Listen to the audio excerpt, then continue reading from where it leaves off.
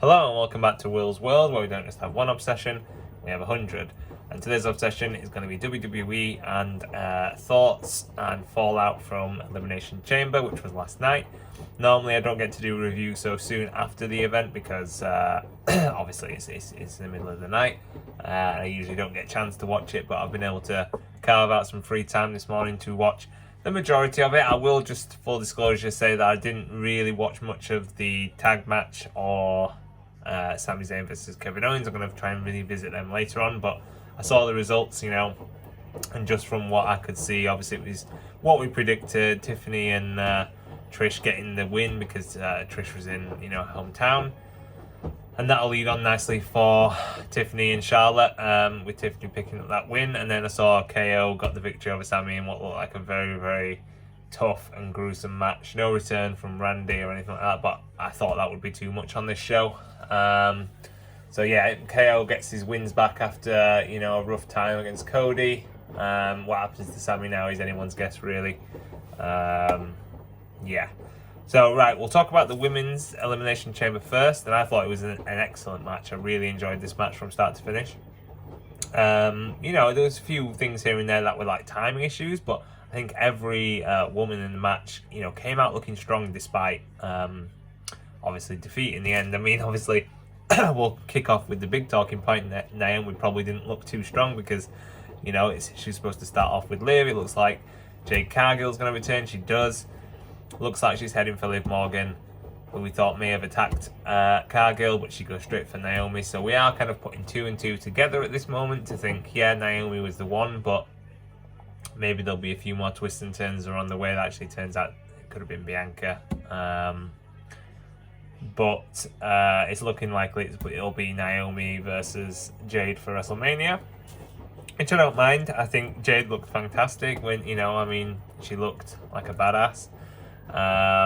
Which is, going to be her persona and stuff. So that was that. And then the rest of the chamber, obviously, I think it was great acting from Bianca when she was trapped in the pod and she couldn't do anything to help Naomi or talk to Jade or anything like that. I think that was really well orchestrated. And like I say, great showing from Roxanne Perez. It's my first time really seeing her, and I was really impressed with what she's capable of. Her and Bayley got some good chemistry, and that's probably where it's going to end up. Bayley had another strong showing. She's the reliable hand in the match. I think, Alexa, it's strange. I think in the end, like, Liv winning by holding Bianca's braid was a great choice because it kept Alexa looking strong. It's just difficult to know where we go with Alexa now because she's definitely over. People are definitely happy to see her. They want her, to be in the winner's circle. Whether we intermingle that with the Wyatt Six now, or she goes into maybe she could go into the US or the Intercontinental picture for the women. I'm not sure, but overall, I think she still had a good showing in the chamber. We'll see where we go. And then obviously it was Bianca and Liv. We probably knew at this point, we already kind of thought that Bianca would win anyway, but with Liv, the potential of having another Liv Rhea match didn't really sit well with a lot of people, even though obviously there's a chance that Io wins tomorrow and takes the title, which could happen, but I think what we're more likely to be looking at after Bianca picked up the victory over Liv, a wicked looking braid whip shot to Liv. That is, that connected, and you could see the scars. With Bianca finally getting the win, I think even if you just decide to go with a triple threat of Io, Bianca and Rhea, I think that'll be a fantastic match for Mania. So we'll see what happens with that. Then we go to the Men's Elimination Chamber. So I got the prediction right for all three matches so far. I kind of picked KO and I picked Tiffany and Trish, and I picked Bianca as well, so I'm doing well for once. So the men's chamber match, I was kind of unsure because there was that report that came out about potentially Drew winning, and I felt like that was after my video, and I felt like I just completely should have just waited and gone with that. But it turns out it's probably a little bit of misdirection for what was in the end, a surprise, but also, you could see the logic in it. Everyone in this match again, put on a great show.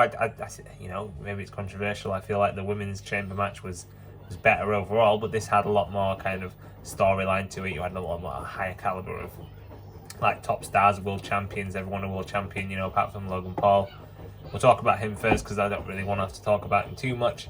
You know, he did a few things, not as much as I expected, not as much kind of like, you know, scary off the top rope or the pod. I know he did jump off the pod. He was a little bit conservative, maybe saving some stuff for WrestleMania, whether he goes into a program with potentially Punk or Damian Priest and Drew McIntyre. I'm not sure.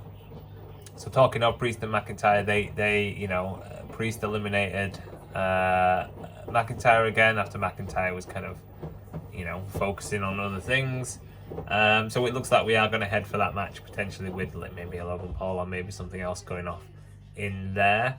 I think, you know, Seth started off, was one of the first two, and, you know, he ended up, you know, getting eliminated second from last, and he had a great showing, and, you know, he, again, a little bit conservative in his moveset potentially, but ultimately we are, you know, close to WrestleMania.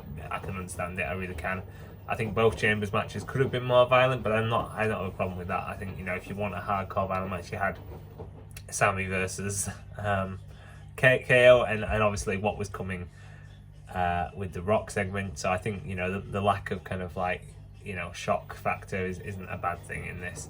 So yeah, you know, Priest, relatively good showing. Paul and Drew, you know, it was kind of all predictable. I think we all kind of guessed that it might come back down to Cena, Punk, and Rollins. So Punk entered last, and, you know, there was some great moments between the three of them. I think they all came out looking decent.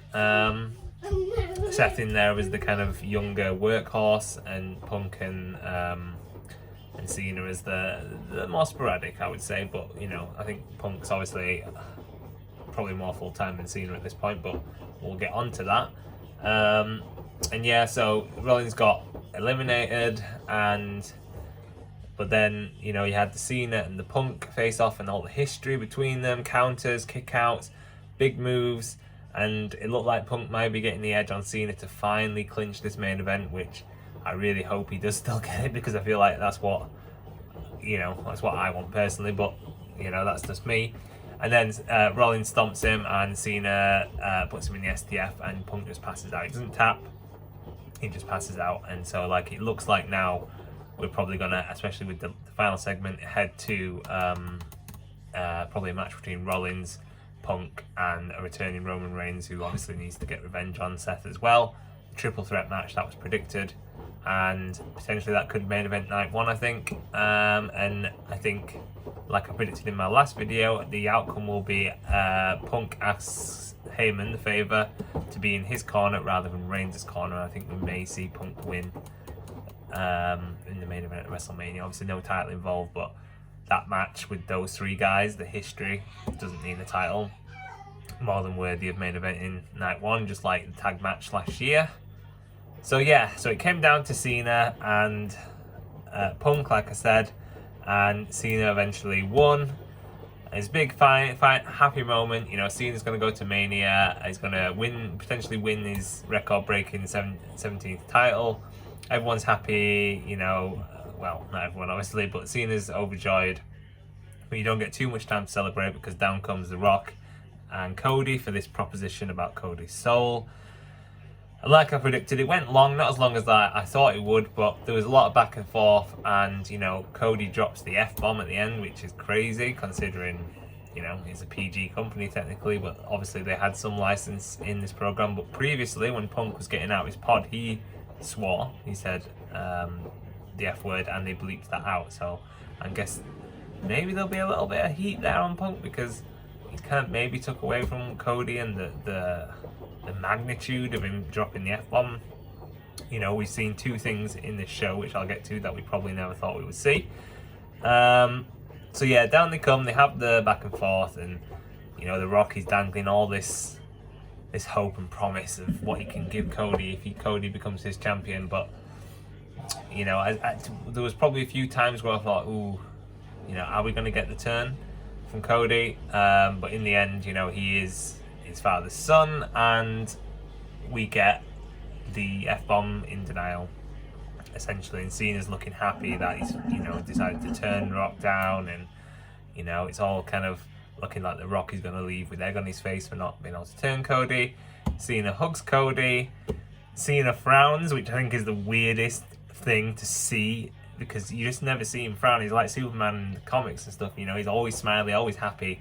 So when Cena pulled the frown, it's such a weird concept. It's like when you see him in films and he frowns, it just doesn't, especially in the ring though, it just looked off, it just looked weird.